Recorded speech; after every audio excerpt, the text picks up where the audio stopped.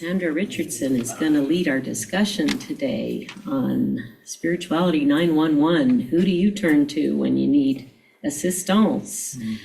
Sandra Richardson is a dual American-Australian citizen, and she combined her communication and education degrees from CU Boulder with her passion for adventure travel and creative exploration to pursue numerous careers. She wrote a book called Splinters, A Modern Mythic Journey, available on Amazon, and is currently writing Splinters 2, In Search of Ancestor Giants. She devotes her days to duties as the founder-director of the Nomad Foundation Museum, open by appointment only, presenting her collection of art and textiles amassed during her 50 years of travels. Thank you for being here. Good evening. Hi. Oh, it's so much fun to be here. Hi, everybody on Zoom. Good to see you. And good to see all of you here. It's a little more personal. Oh, goody. So they can actually see your face. Yeah, that's great. Thank you. I picked this topic because over the years of coming to Unity, I've noticed that some people are a little uncomfortable with the term God. So I hadn't heard about sneezy and dopey as another reference before, but that's entertaining. Thank you, Thomas. So I thought we would explore some other entities, names, identities that you can call on when you're in need of higher guidance. And I was interested to hear that this isn't such a new quandary, that Ernest Holmes, the founder of Science of Mind, Church of Religious Science, Center for Spiritual Living, they have a little trouble with their name picking too. Anyway, he also addressed this dilemma, and he would use many names in reference to God. He would use God, the presence, spirit, the infinite, the law. For him, they all served the same purpose, as I think they do for all of us. It's a key to opening the door to a personal connection with the One, the infinite. So I'm looking forward in the discussion to hearing some of your aspects of the divine that you connect with and how you do it. But while you're thinking about what you'd like to share, I'm going to give you some time to settle in by sharing with you how I connect in various ways to higher guidance. I consider myself a born-again pagan in the Celtic tradition. So I actually have a pantheon of divine guides that I believe are aspects of the infinite loving presence, sometimes called God. And I believe they are available to help with various issues. So those of you who've read my book, Splinters, probably already know that one of the guides I have that I connect with every day is the ghost of a Native American shaman who happens to share my adobe home with me. And when I was writing the book, he was incredibly helpful. In fact, he was so helpful, I gave him a credit as my ghostwriter.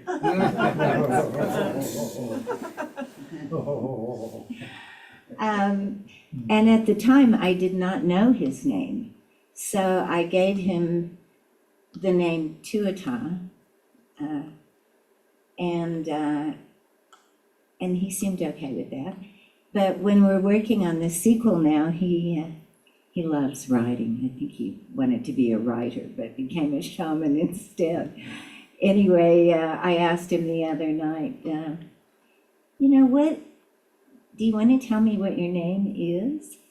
And I heard him say his spirit name is actually Cloud Feather, which though in the second book he will be acknowledged as Cloud Feather. I keep twisting. Reminds me of my old days in bar stools, I guess. Oops, old habits die hard. So anyway, getting back to the The topic. spinny chair is too much fun. Yeah, really. So Cloud Feather just, we have little chats where I think of something and then I wait and listen in my meditation room, and he just answers just pop into my head. It's really cool. But the other thing that he does that I really love is he gives me presents. And one of the presents he gave me recently is this medallion from the garden. It was near the roots of the pear tree in my orchard. And I took it in and put it on my little altar, and I said, am I supposed to keep this or put it back in the yard? And he said, no, that's our gift to you for taking such good care of this land. So it's very, very special to me. And the other gift he gives me is all these wonderful animals who turn up, and they really teach me. I believe animals are spirit guides also.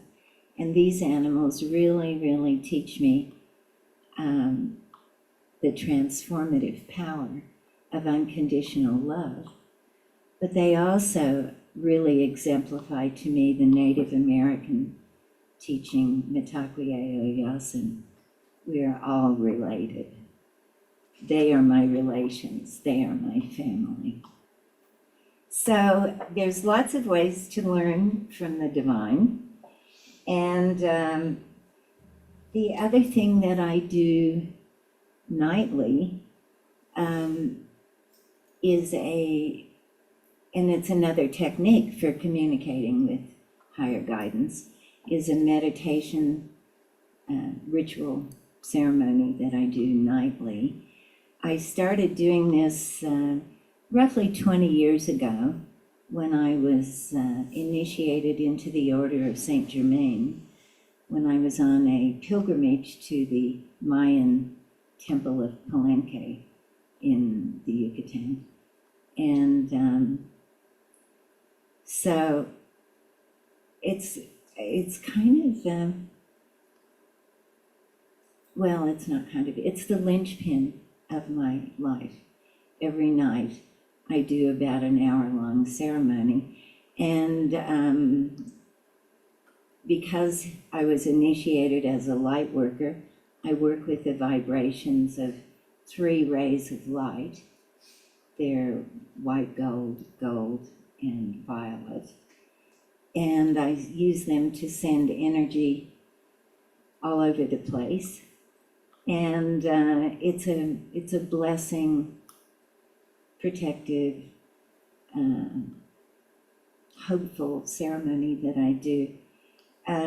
But you would probably, we don't just do it alone, Saint Germain and I, because I have a pantheon of divine guidance that I believe in. I call on lots of energies, most of which you've probably heard of, and we're all involved in this kind of group effort to bless everybody and the planet and everything. So I'll just mention a few while you're thinking of names of ones that you like. You may be familiar with some of these. Christ, I call on for unconditional love and divine healing. Lots of divine feminine aspects of God, from Kuan Yin to Mother Mary, Mother Earth, multiple ancient goddesses. And I also call on my female friends, living and departed, to provide nurturing, mothering energy to the world. And of course, Buddha's involved. He contributes compassion. And the Hindu elephant god Ganesha, who I call upon to remove any mental, physical, or spiritual obstacles that might be blocking a positive outcome. And then also, there's quite a lot of other people involved, but it's an hour-long ceremony, so we'll move on. But for my personal well-being, Eo, my higher self, is also involved. Eo is my nickname for Eophistimus, who is my Celtic spirit guide, who's also a shaman. And his primary role is to look after me. He keeps me this human vessel for our soul. He keeps it happy, healthy, and whole, mentally, physically, and spiritually.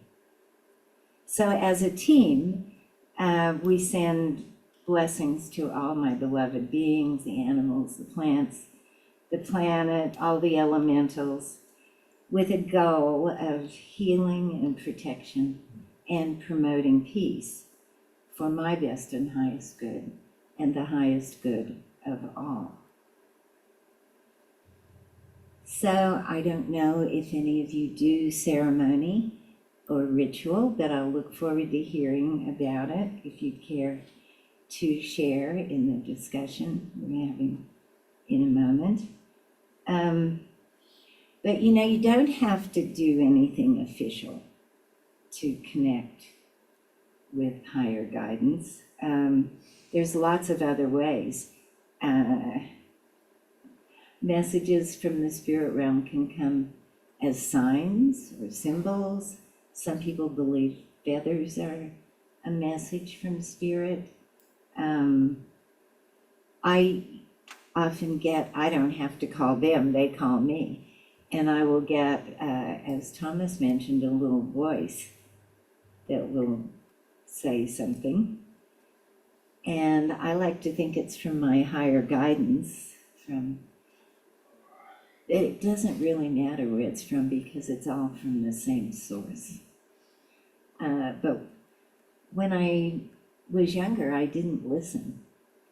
And I learned my lesson in a very dramatic way because I was on a motorcycle in the jungles in Bali 40 years ago.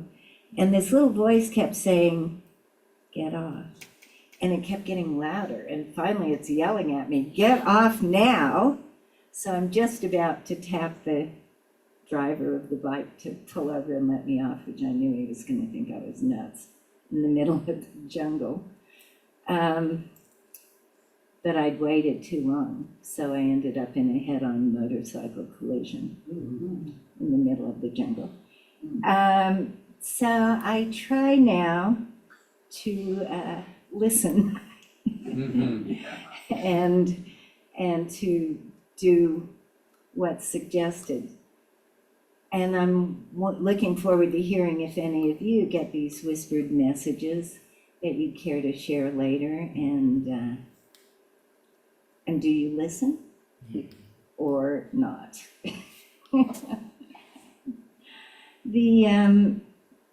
Raise your hands if anybody, I'm just curious, if anybody gets little whispered messages.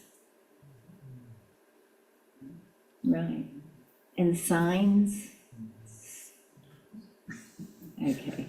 And any of you do rituals and ceremony? Oh, yay, I'm in such a wonderful crowd.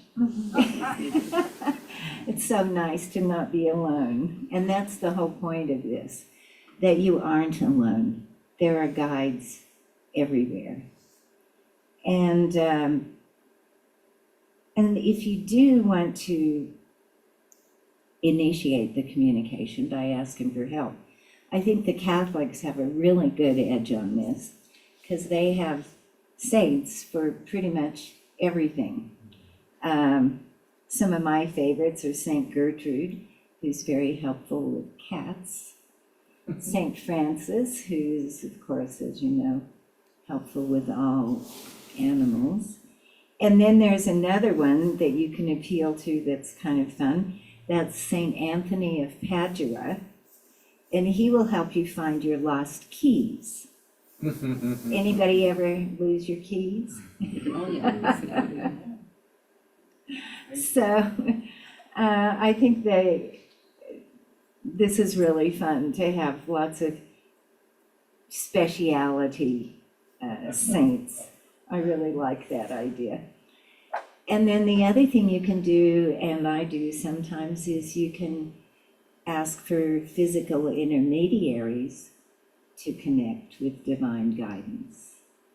I have gone to a psychic for help with guidance and connection with departed loved ones. Has anybody else done that? Any psychic readings and whatever?